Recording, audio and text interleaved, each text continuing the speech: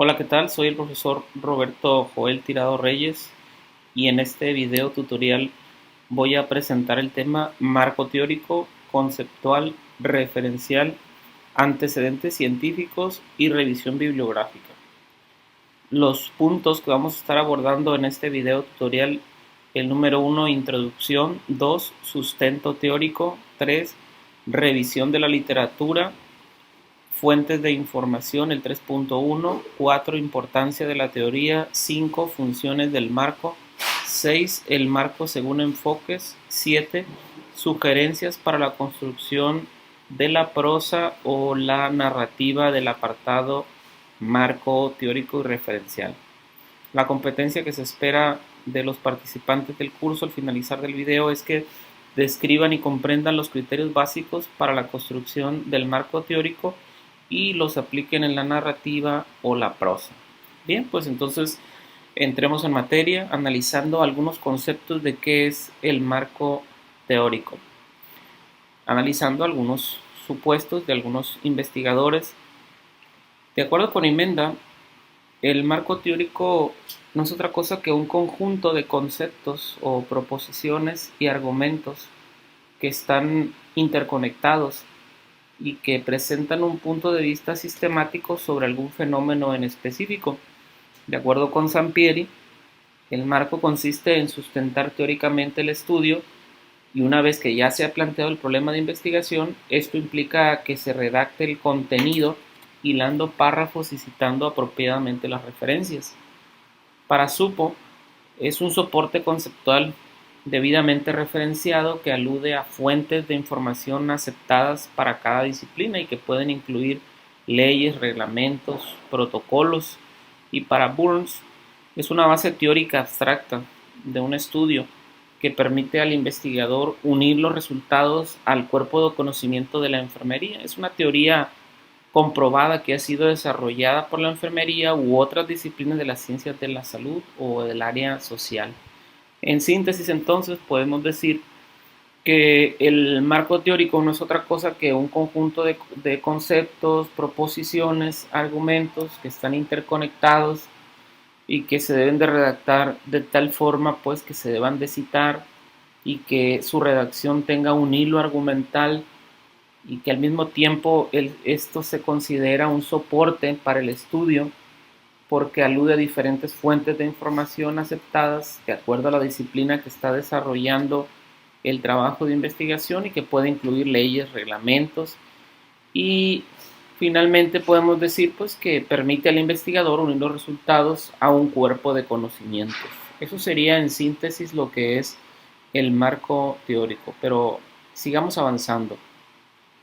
Algo que vamos a escuchar mucho relacionado al marco es el sustento teórico. El sustento teórico lo va a dar, en este caso, los antecedentes de investigación, ¿sí? Las teorías que nosotros abordemos en nuestro trabajo. Pero aquí me quiero detener un poco y señalábamos ya en videos previos que los antecedentes de investigación no son antecedentes históricos, sino el resumen de artículos científicos originales publicados similares al que nosotros estamos llevando a cabo.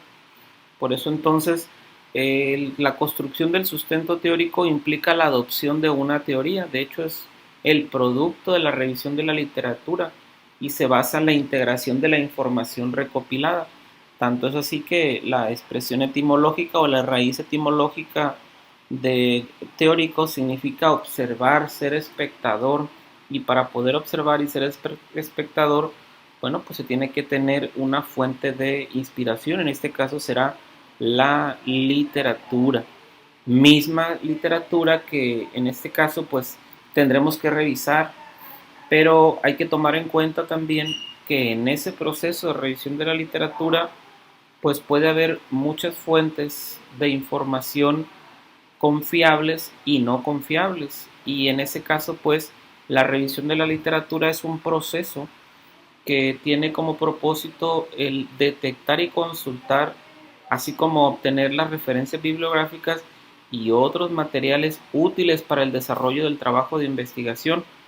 Pero ¿de dónde vamos a obtener esa información? Bueno, pues hay diferentes fuentes. Podemos nosotros encontrar que existen, por ejemplo, bases de datos, repositorios, ¿sí? Páginas de internet, pero la recomendación siempre va a ser que nosotros trabajemos con bases de datos confiables.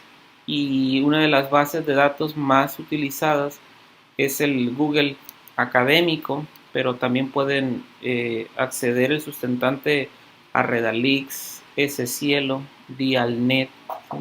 Elsevier, PubMed, aunque no las pongo todas aquí porque no nos bastaría la diapositiva para mostrar toda la información. Lo que queremos dejar claro es que las fuentes de información confiables son muy conocidas en internet y vamos a tratar en la medida de lo posible de no utilizar páginas que no tengan un sustento teórico de una fuente confiable, ¿sí? Podemos utilizar tesis, sí podemos utilizar tesis, de hecho hay repositorios donde podemos encontrar nosotros tesis de pregrado, de posgrado. La recomendación aquí será de que si vamos a utilizar alguna cita, alguna referencia a algún repositorio, porque vamos a utilizar alguna tesis, pues sea una tesis que haya sido revisada por un comité de investigación y procurando también que las citas y las referencias a tesis no publicadas no rebase el 10 al 15% de las referencias que contenga nuestro trabajo de investigación. Ahora bien, quizás nos estemos preguntando, bueno, ¿y por qué es importante la teoría? ¿Por qué es importante desarrollar una teoría en un trabajo de investigación? Bueno, su importancia radica en el hecho de que si no se explica la teoría, la investigación pierde eficacia, dado que no se podrá llegar a principios, leyes, axiomas con los que se solucionan más rápidamente otros problemas similares al que estemos nosotros investigando. Esto es que cuando se pasa por alto la importancia de la teoría, solo se busca una alternativa de solución y las ideas quedan sin expresarse, lo cual limita el conocimiento y solo se pasa del problema a la solución. Esto es, por ejemplo, si nosotros hubiésemos identificado una situación de algún virus, alguna bacteria, por poner un ejemplo solamente, ¿sí? Y alguien que lo detecta rápidamente genera un fármaco, un biológico para su tratamiento, pero no se investiga sus características genéticas, su taxonomía, su carga viral, su replicación, y no se deja un sustento teórico descriptivo de lo que es el virus, solamente se pasa a diseñar o desarrollar un biológico o un fármaco para combatirlo. Cuando esto se vuelva a presentar nuevamente en otras circunstancias, en otra población, pues no habrá un sustento que permita el estudio, la comprensión de ese virus. De ahí pues entonces la importancia de que exista una teoría que sustente el problema de estudio. Ahora, ¿qué funciones desempeña el marco teórico? ¿Cuáles son esas funciones que desempeña el marco teórico? En primer lugar, ya hablábamos acerca de los problemas y que cuando surge un problema, pues siempre debe de haber un fundamento que explique o un fundamento científico que reseñe o que describa a ese problema o que sustente a ese problema, dado que la teoría lo que va a generar es un grado de acuerdo, ¿sí? Y que no exista conflicto entre el problema y la teoría, o para poder explicar, mejor dicho, ese problema. Por eso, en ese sentido, el marco teórico es un marco referencial, porque el problema tiene sentido en referencia a una teoría. O sea que un problema siempre debe de estar descrito o sustentado por una teoría, y en este caso el marco teórico posibilita la descripción de esos problemas, pero también es considerado como un instrumento fundamental para el análisis de los problemas. Con una teoría se pueden explicar muchos problemas, pero es posible que varias teorías expliquen el mismo problema. En este caso, si es así, pues solamente optaríamos nosotros por seleccionar una teoría que fundamente el problema que nosotros estemos investigando. ¿Sí? También el marco teórico da sentido a los hechos o los fenómenos y los orienta en la organización de los mismos. Lo que es un hecho en una teoría puede no ser lo mismo en otra. Por ejemplo, en la teoría geocéntrica, pues la Tierra no es un planeta, ¿sí? Y lo es en la teoría heliocéntrica. Entonces, lo que es un hecho en una teoría puede no ser lo mismo en otra teoría. Por eso, en ese sentido, pues, el marco teórico orienta la organización de los mismos, pero además es considerado como un eje integrador de todo proceso de investigación, puesto que sin un marco teórico pues no tiene sentido el problema, ni se pueden proceder a elaborar un diseño metodológico con el cual se prueben las hipótesis, ¿sí?, que los investigadores planteen. Pero ahora bien, algo que es necesario que nosotros aclaremos en este momento es que el marco, dependiendo al el enfoque del trabajo de investigación, pues va a tener diferentes contextos, diferentes propósitos. Por ejemplo, en el caso del marco teórico de investigaciones cuantitativas, su propósito es el análisis deductivo. Expone los conceptos y las relaciones causales que se quieren evaluar a partir del ejercicio metodológico propuesto y provee la base para derivar las hipótesis que se van a probar o refutar con la información recolectada. En el caso del marco teórico en investigaciones cualitativas, este parte de un análisis inductivo, al contrario de lo que ya comentábamos anteriormente, e involucra la construcción de una teoría de manera paralela a la recopilación de la información, o sea que en la medida en que se está conociendo el fenómeno de estudio, se va generando la construcción de la teoría. Y a diferencia del cuantitativo, el cualitativo no contempla la deducción o la derivación de hipótesis, construye una estructura conceptual que guía el proceso de recolección y análisis de la información, de acuerdo con Strauss.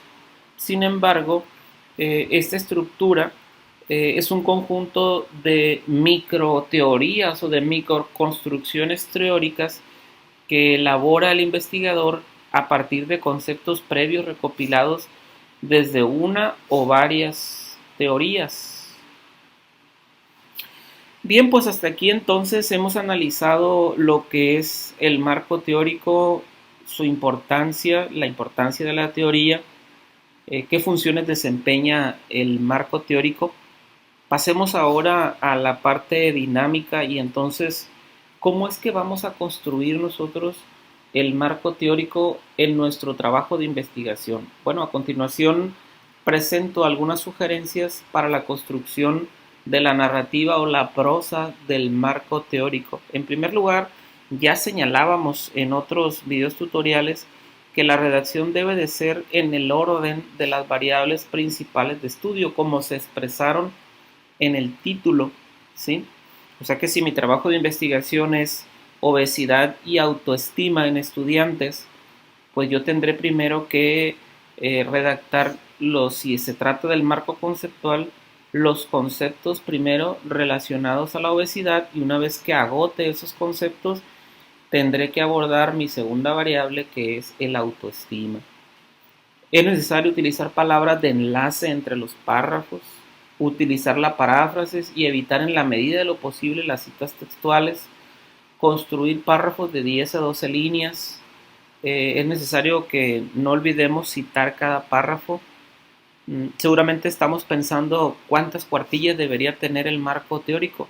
En realidad no existe un número consensuado de cuartillas. Sin embargo, recordemos que entre más conceptos teóricos, más se desarrolla la teoría, más antecedentes de investigación tengamos nosotros en nuestro marco referencial, más sustento teórico tendrá nuestro trabajo de investigación, ¿sí? Y pues algo bien importante es que nunca debemos de omitir en el marco conceptual el concepto o la referencia del autor del instrumento con el que estamos trabajando. En este caso, por ejemplo, si yo estoy trabajando con el instrumento, por ejemplo, de Rosenberg, que mide la autoestima, pues me voy a valer de esa escala para evaluar a mis participantes del estudio.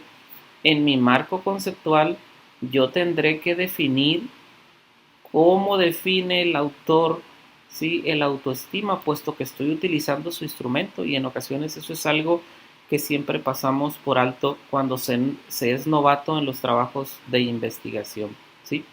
Podemos construir incluso el marco conceptual de acuerdo a referencia de Sampieri, utilizando un método de mapeo o el método de índices. Ya será en este caso de acuerdo a las sugerencias que nos dé el tutor del trabajo de investigación o el director de tesis. Ahora bien, en esta diapositiva yo muestro una estructura de cómo quedaría estructurado el marco conceptual abordado a través del método deductivo de lo general a lo particular. Ya en videos anteriores había comentado que la narrativa de este apartado y del apartado justificación y planteamiento siempre debe hacerse de lo general a lo particular, siguiendo el método deductivo. Y luego entonces, pues, supongamos que cada línea café es un párrafo de 10 a 12 líneas. Yo inicio hablando de mi primera variable, como ya comentaba anteriormente, y cito un concepto internacional, y a lo mejor digo yo aquí, de acuerdo a datos de la OMS, la obesidad, y empiezo a conceptualizarla, ¿sí? Y utilizo una palabra de enlace y la relaciono con otro concepto internacional y vuelvo a construir el párrafo, construyo uno nuevo y utilizo una nueva palabra de enlace en concordancia con lo ya señalado. El Consejo Europeo de Salud señala, y entonces vuelvo a construir otra vez otro párrafo, ¿sí? Y ahí, si tú has notado, ya tengo 1, 2, 3 conceptos internacionales. Ahora puedo pasarme a un contexto en América Latina y utilizo otra palabra de enlace, ¿sí? Y enlazo la idea internacional o las ideas internacionales con el contexto en América Latina, y digo, ahora bien, en el contexto de América Latina, la OPS muestra, y entonces señalo ahí qué dice la OPS en relación a la obesidad. Me explayo una vez que ya agoto la información en América Latina. eh, Puedo ir bajando a México y entonces construyo la parte de México, y hasta aquí ya hablé de mi primera variable, ¿sí? Ya hablé de mi primera variable, y ahora, si yo tengo dos variables de estudio, bueno, ahora lo que sigue es que yo estas ideas de mi variable número 1 las enlace con mi variable número 2. Si solamente tengo una variable de estudio, pues hasta aquí quedaría muy bien construido mi marco conceptual. Pero como yo tengo dos variables, una variable que se llama obesidad y la otra, decíamos, de ejemplo, autoestima, entonces pongo una palabra de enlace. Algo que se ha observado está muy relacionado a la obesidad es la depresión, por lo que la OMS refiere, y empiezo nuevamente a hablar de lo general a lo particular, ¿sí? Pongo un dato internacional, un segundo dato internacional, luego utilizo otra palabra de enlace y me paso al contexto en América Latina, y luego el contexto en México, y hasta ahí entonces ya logré construir mi marco conceptual de lo general a lo particular, ¿sí? Si pudimos notar, primero desarrollamos conceptos internacionales, luego en América Latina y luego en México. Si tengo dos variables, pues enlazo estas ideas con mi segunda variable e inicio la redacción de mi segunda variable de lo general a lo particular con conceptos internacionales, América Latina y en México. Y entonces de esa manera sencilla ya construí mi marco conceptual. Claro que no puedo poner todos los párrafos porque no me faltarían diapositivas y tiempo para poder presentarlos en este video, pero de esa manera quedaría estructurado el marco conceptual. Pero ¿y qué hay del referencial? Bueno, en el caso del marco referencial lo vamos a construir de la siguiente manera. Vamos a tratar nosotros que esos antecedentes de investigación, esos estudios relacionados que ya descargamos de bases de datos, ¿sí? De revistas indexadas, ¿sí? Los vamos a resumir. ¿Cómo? Vamos a tratar nosotros de cuidar de que incluyamos al autor, el año, el propósito o el objetivo del estudio, dónde se llevó a cabo el estudio, el tipo de estudio, la muestra que se incluyó en ese estudio y los principales resultados. De esa manera nosotros pues vamos a resumir nuestros antecedentes de investigación y entonces pondríamos una narrativa, una prosa como está aquí. Rodríguez en 2020 llevó a cabo un estudio con el propósito de evaluar el estrés académico en estudiantes universitarios en España, para lo cual llevó a cabo un estudio de tipo cuantitativo que incluyendo a 199 estudiantes universitarios, ¿sí? Y obtuvo los siguientes resultados. Y entonces ahí vamos a redactar los resultados principales de estudio, ¿sí? Otro ejemplo más acá abajo, por ejemplo, Maurice en 2012 llevó a cabo en Chilpancingo, Guerrero, México, realizó un estudio transversal, descriptivo, transversal, observacional, con el objetivo, ¿sí? De medir el nivel de estrés en estudiantes de los diferentes ciclos académicos. Y entonces aquí ponemos nosotros, la muestra estuvo compuesta por 500 participantes, ¿sí? De 17 a 44 años de edad, y los principales resultados que encontró, pues acá los vamos a poner nosotros al final. Vamos a resumir de esta forma todos nuestros antecedentes de investigación, y la sugerencia que vamos a dar en este caso pues va a ser de que primero resumamos los antecedentes de investigación o los estudios relacionados internacionales, luego los de América Latina y luego los de México, ¿sí? Agrupándolos por las variables de estudio, ¿sí? Si mi variable es obesidad, bueno, pues primero resumiré todos los estudios que hablen de obesidad y luego resumiré todos los estudios que hablen de autoestima, y al finalizar haré uno o dos párrafos donde haré una síntesis de todos los estudios que yo analicé, ¿sí? Y que muestra la evidencia científica. Entonces, a manera de resumen, entonces en este video tutorial pudimos observar que el marco teórico es considerado una base teórica abstracta que proporciona soporte conceptual al estudio de investigación y que incluye proposiciones, argumentaciones interconectadas correctamente citadas que aluden a fuentes de información aceptadas para la disciplina que está llevando a cabo el estudio, con el propósito de presentar un punto de vista sistemático sobre un tema o un fenómeno específico, ¿verdad?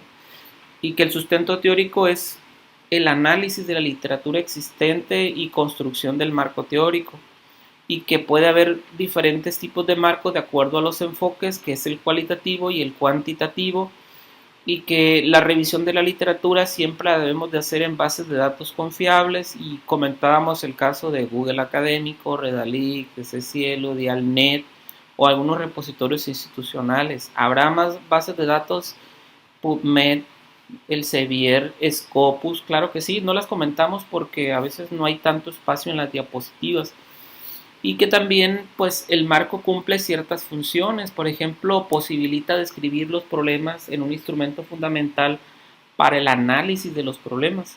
De hecho, da sentido a los fenómenos y los orienta de tal forma que se considera un eje integrador de todo el proceso de investigación, y que el marco teórico cuantitativo expone los conceptos y relaciones causales que se quieren evaluar a partir del ejercicio metodológico propuesto, y provee la base para derivar las hipótesis que se van a probar o refutar con la información recolectada.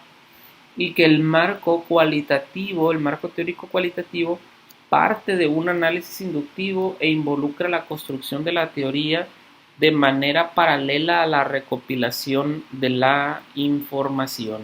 Y bien, con esto finalizamos el video tutorial. Les muestro algunas referencias bibliográficas y les agradezco por haber llegado hasta esta parte del video.